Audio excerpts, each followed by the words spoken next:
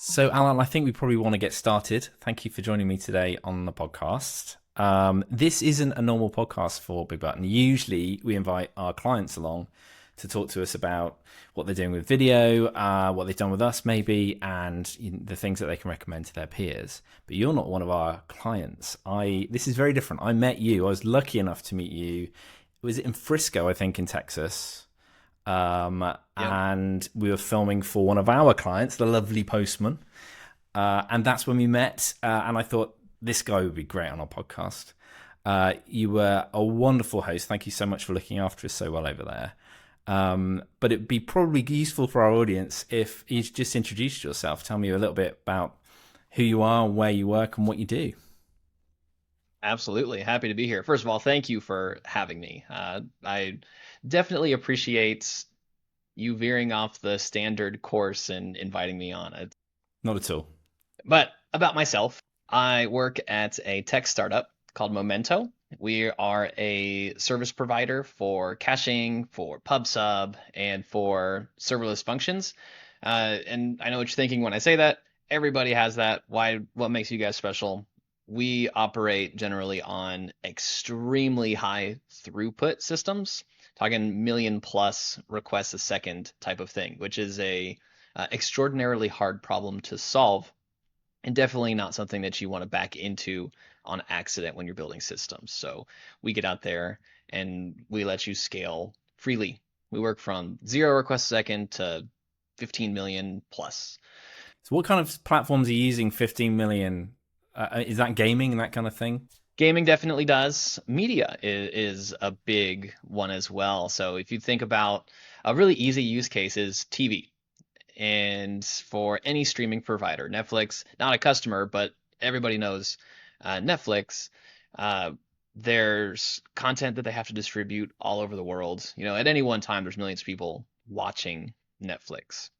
So they have all of these extremely high throughput APIs and content delivery systems that are just constantly streaming stuff all the way around the world. And you also think about big live events as well. So major sporting events, the World Cup or the Super Bowl, something that everybody's tuning in all at one time. Those are the type of events that Momento really shines in handling. Great. So you're the people really that make everything that we need to work without us even knowing you're there, essentially. I think that's a good summary. Yes. Great. Excellent. That's what I like. Thank you very much for doing all the hard work and making things work for us. Mate, you talked about video. That's very fitting because we did meet on a shoot. And so I thought it'd be really useful, and it's a different perspective from what we usually speak about, as to what it was like on the other side of the camera. All the way from finding out you might take part, agreeing to take part, and the process, what it felt like to be on that side, building up to the shoot day and the whole way through the process. How did you first get involved with this kind of video project that we worked together on? That is, I would say it was all Postman's doing. So I've been affiliated with Postman in a bunch of different capacities for years and years. And one of the things that I brought when I started at Momento was this kind of public API facing mentality. And so we got on very early on the Postman API network. And that was something that after we did all the verification process and kind of launched and put in best practices into play, that they said, you know what, let's do a case study with you. So let's bring you in front of the camera. Let's talk about Momento's usage of Postman. And is there anybody at your company that you would like to do that? And small startup, there's like 20 of us. And so I was like, I'll Yeah, do it. I call dibs on that one. And so great. then, this kind of fell into place and everybody came to Texas, which is really nice. Nobody comes to Texas. Well, we came to Texas. You were lucky. You were kind enough to welcome us and volunteer to take part. What were your expectations when you did say, "Yeah, do you know what? I'm happy to take part in filming." Have you done anything like that before? What were you thinking at that point? No, I had never done anything with a real production team before, at least none that worked with me like during the day. And I feel like before I can go and answer this question really well, I have to talk a little bit about myself with my relationship with content.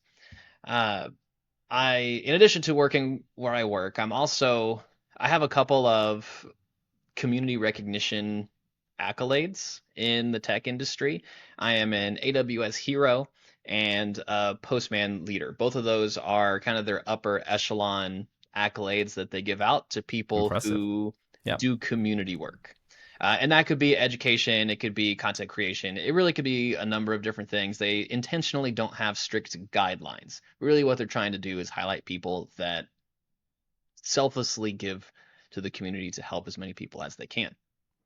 brilliant. And for me, that really manifested itself in the form of blogs and newsletter writing, and basically information sharing in mostly written form. I had a podcast for a couple years as well, invited people from around the industry, and we talked and just did the latest hot topics and whatever it was. But for years and years and years, I was doing content creation, A, solo, and B, only written form. And Okay. really hadn't done a whole lot of video. And when I did do video, it was on podcasts like what you and I are doing right now, where we go and we do the interview, and then I sign off, and there's some post production that I'm really not a part of, and then it gets sent over to me to say yes or no. I have never done anything with an actual production team like what you and I did, where it was so multifaceted. I learned so much. I like to consider myself a sponge with everything. I'm always intentionally trying to pay attention and figure out what are people Great. doing and things that I don't Yeah, me too. understand. And the biggest surprise that I had from when you and I were working together on that shoot was we did, I don't know, maybe it was 30 minutes or 45 minutes of the interview part, the actual words and the content of what the video we were trying to produce was. And then we did like 6 hours of B-roll. And I I had zero idea that's what it was like none. And it was crazy. It was a very interesting experience for me to do all that. 'Cause, hey, first of all, I don't ever do B-roll. But second of all, when I know that it exists and I know that people use it, I didn't think that was the majority of the film time. That was a really Yeah. interesting experience for me. Great. Well, that's really interesting. So I should give a shout out to Karen, our producer director, who's based in the US, who kind of ran that shoot. But yeah, it's great to get that insight. I don't think it was quite 6 hours, but it was. Probably felt like it. Yeah. That's useful insight. But I guess it's like a movie, I suppose. That for shooting the dialogue might not be a large part of it. It's all the other sequences that you shoot around it that are important. But I think what we're trying to capture those bits of B-roll, firstly to help us with the edit, to make a smoother edit, so we can kind of cut you up as much as we need to and no one can see, but also hopefully to add some kind of interesting context and just add some color to the shoot. What were you thinking then when we were doing that? Did you get fed up at any point? And you can be honest with me, I think this is useful insight. Or did you find it interesting, or how did it go? No, I didn't get fed up with that at all. Honestly, it was a really novel experience for me, and I was all about it. You're right, it wasn't 6 hours. That Great. was me exaggerating, bigger in Texas. Um, but it was, what I will say is it was significantly longer than the interview that we recorded, Yeah. as far as like duration and time of day spent on it. But I was all for it. I thought it was really cool. I liked seeing the creative process that went through it. Seeing what the shot list was. I learned what a plate was that day. That was a term I had never heard of before.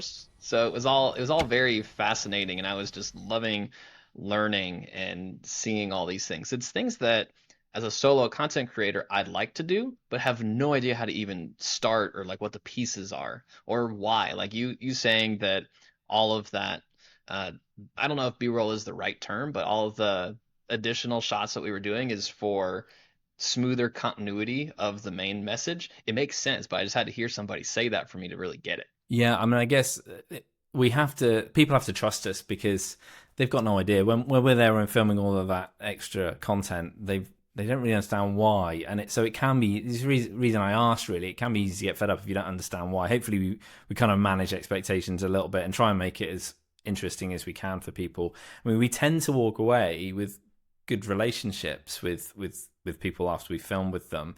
One thing that a couple of clients have said to us is they find it gives them actually a more kind of intimate relationship with their clients, in that they have discussions that you wouldn't in a meeting. So if you'd scheduled a meeting with your client that day, or with your supplier, you perhaps schedule an hour or whatever and have a chat. But with filming, because you spend the whole day with us and with your supplier, and they spend it with their client, you find that you end up having much more interesting discussions. Do you think that's fair? Yes. Yeah, absolutely. Because, we got to talk about my domain at the very beginning. We front loaded that. That was the conversation that we had for, however long it was. And then, we got to, I want to say that people were asking me questions. It wasn't necessarily the production crew, but the other people that were on set with us were asking me questions about that throughout the rest of the day, which was really nice because they had time to let things sink in from the interview and poke and try to understand that a little bit better. But conversely, I got the opportunity to have conversations about what you guys were doing, about the different types of shots that we were doing, and understand the terms, which it's something that I'm fascinated in anyway, which was really nice. I just have never really put the effort in to learn on my own. Great. Yeah. I mean, I guess. I mean, we spend that time with lots of different people. It's one of the things I love about my job. I meet someone different every day almost, and from very different walks of life, and always have great things to talk about.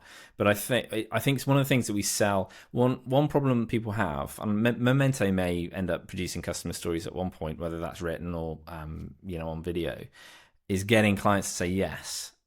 In terms of taking part, it's a big deal, right? Especially the bigger the organization, sometimes, and the more stakeholders involved, it can be hard. So we're always talking to our clients as to, okay, what value can we demonstrate from taking part? And now, obviously, Postman is unique in that it has 40 million users around the world, and so it's a hell of an audience to put yourself in front of. But that doesn't have to be the case. I think one of the selling points is having that time with your client and having those discussions, and connecting with them in a way that you can't connect with them in a business meeting, and making friends sometimes, so that hopefully I think I don't want it to sound like that's people don't necessarily get together just so they can demonstrate relationships, so they can make sales, but building a relationship with a supplier and equally with a customer, I think, is really important when you're talking about long-term partnerships. Couldn't agree more with that. And a perfect example to kind of extend what we were just talking about with the questions, and then that, one thing that we haven't talked about on this episode yet is that I have a farm. That's like actually one of the major things that I lean on in the tech industry, because I'm that tech guy that actually got up and, made a farm, like moved to a farm and actually built that up. It's what everybody in tech says they want to do, but hardly anybody does it. And so, we had our whole shoot, and then we went and had a great time. Like, everybody came over to my house, to my property, and we got to hold some animals and look at the stuff that I was growing. And it was a really good way to connect with everybody there, and now, as a result of that, you and I are here talking today. We definitely hadn't set anything like this up prior when it was just on the set. Yeah, absolutely. And I don't think that's a really good point, actually. There's no way I'd have asked you about that, taking part in a podcast, if it wasn't for that day, getting to know each other a little bit and finding out a little bit more about you. And thank you for inviting us to the farm. I didn't get too close to the animals. I love dogs, love cats, not keen on geese. I didn't have any sort of safety glasses on or anything like that, so I kept my distance. But it was pretty cool to bring everyone down there. So, what do you think about the results? We've talked about the kind of process leading up to it and how you felt on the day, and maybe some surprises and things that you weren't expecting. What about the end result? And again, you can be completely honest. It's fine. This is a safe space. What did you think of the final film? And were there any surprises when you watched that? Not to be rude, but I was surprised at how good it was. And that's not, again, Because you'd met me. no, not at all. It was like I've been a content creator for like 7 or 8 years, and that was by far the most polished professional piece of content I've ever been in. Thank you. It looked like a TV commercial, and it was, I mean, for me, that was extremely cool because it's the only thing that I've been in that's like that tier of polish. So I loved it. Going through it and also being a part of shooting it, it was cool for me to see how you spliced the shots that we spent all that time getting together. Because what you really did with that final product was you ran essentially two stories in parallel. You had the message that Postman brought me on to talk about, which was, talking about Momento's use of Postman and how it helped us grow. But at the same time, with all the additional shots, you actually had like a full storyline going on in the background that didn't have words to it, but it was a coherent flow of action. So it was really cool to see both of those things at the same time. It was like stories layered on top of each other. Oh, thank you. That's great feedback. I think one of the things, obviously, that it's a very competitive market being in video production, as you can imagine, because the barriers to entry are so small now with the cost of equipment. But as with any industry, I guess, there's someone shooting something with their smartphone. I've got a little promotion there for our business, even on my phone. Or there's a full crew turning up, and I think you've just captured there maybe one of the key differences. It's not just about how it looks, even it's the narrative and how we tell the stories and all the editing that goes on in the background, and the planning that goes on before we even pull those cameras out that makes a difference. Has that inspired you at all then with the content that you're making? And do Momento use video? Are they thinking about using video? Have you worked with anyone in the past, and is it going to change the way you use video moving forward? Yes. And like all of that, the answer is yes. Every question that you Great. just Sorry, there asked. was about 6 questions there. So answer any. Yeah. Being a small startup, we don't have a lot of surplus budget to go and hire entire production crews to go and, film. So a lot of that, coincidentally, it just falls on me to do. I'm the content guy. That's why I was hired. One of the reasons why I was hired at the company, I'm the content guy. I Great. do all forms in one way or another. So it definitely has influenced how I build out these sequences. Because prior, it was basically just talking heads, and doing what I can to make talking heads exciting. That's hard, right? It's various amounts of It is. zoom on Yeah. a shot, cutting away to some type of related stock video. Now I significantly understand better this kind of narrative storytelling that goes on in addition to the message. So it helps me figure out what else do we need to do to make these more compelling. So Great. I had Yeah. just like started doing animations on top of videos. So like you see your classic developer advocate video where they're talking and walking through some piece of tech thing that's cool, where it starts off with talking head and then it zooms down into usually like a circle of that person's head Yep. and then a computer screen where they're walking through code or going through a demo. Um, I had just started kind of nixing the computer side of it and doing animations instead. I feel like animations are a lot more powerful. So I'm working that in, but also with additional shots of me not talking or whoever else not talking and doing more things. So it's definitely influenced the way I think about it and approach Great. all of those. Yeah, it's very difficult. We're working on another project at the moment where we're working with an influencer in the tech space, and it struck me that one of the things that our clients always ask us about is how do I stand out? How do I get people to watch my content? And in that world, it's very difficult because everything does look the same. It's a person sat at a desk like we are now, maybe with some code. Hello world. That's about as far as my coding knowledge goes.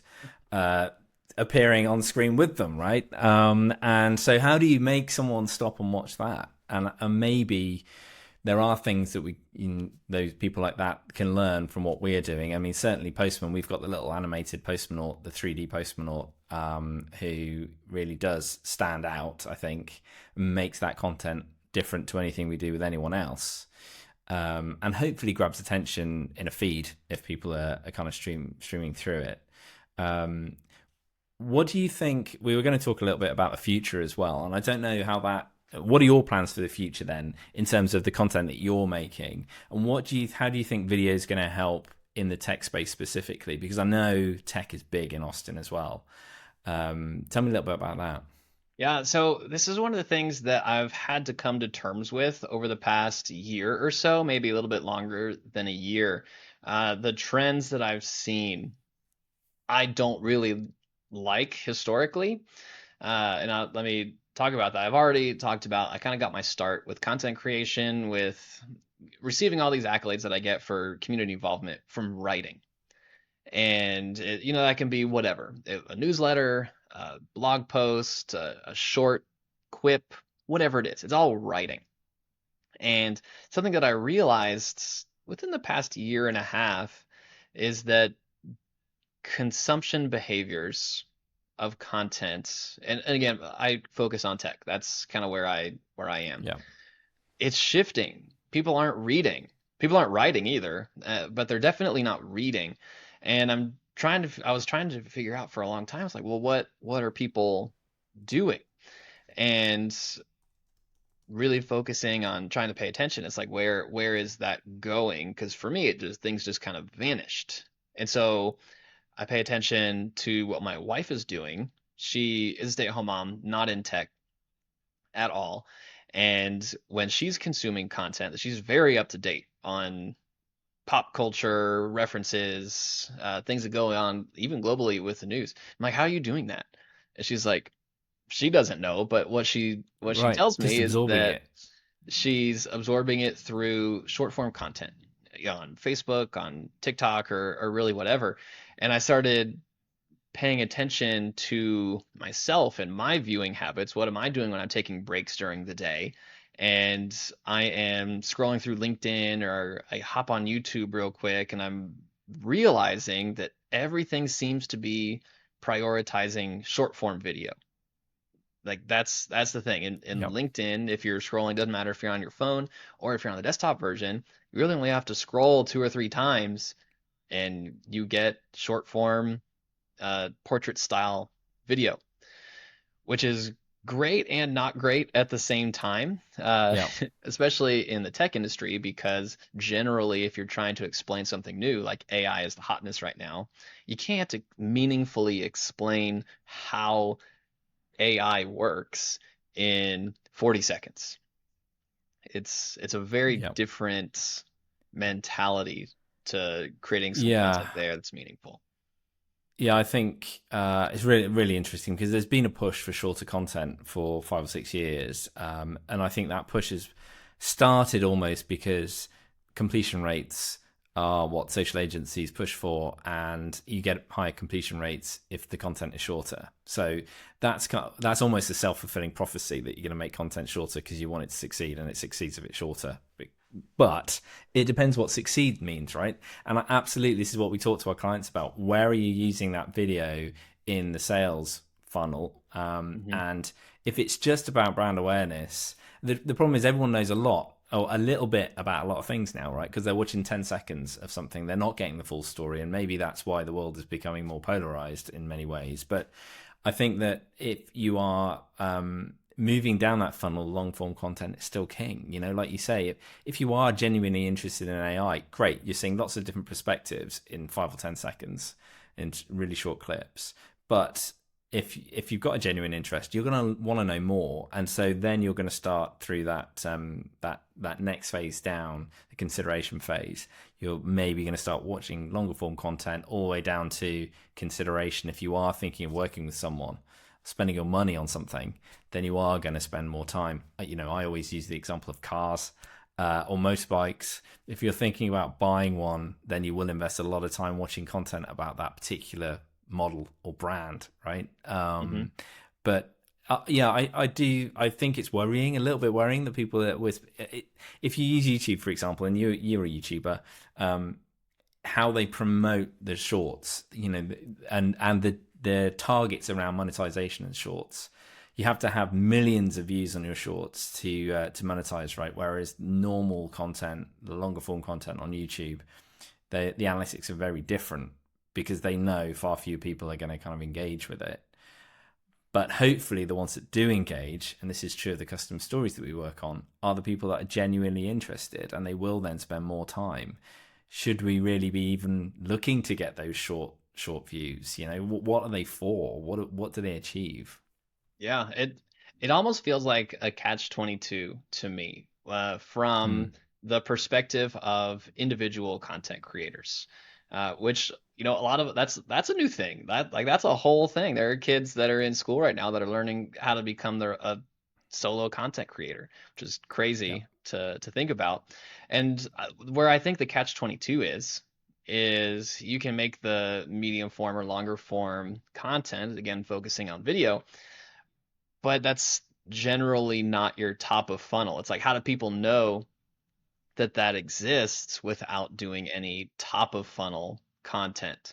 And so you really almost can't do one without the other, because if all you're putting out is shorts, then that's not enough. That's just, how do you convert anybody if you're only ever doing top of funnel? I think the problem that we can't, I am an older person, so the thing that I struggle with is the fact that purely brand awareness is the thing they're trying to do because they're monetizing their brand in a way that we haven't been able to before.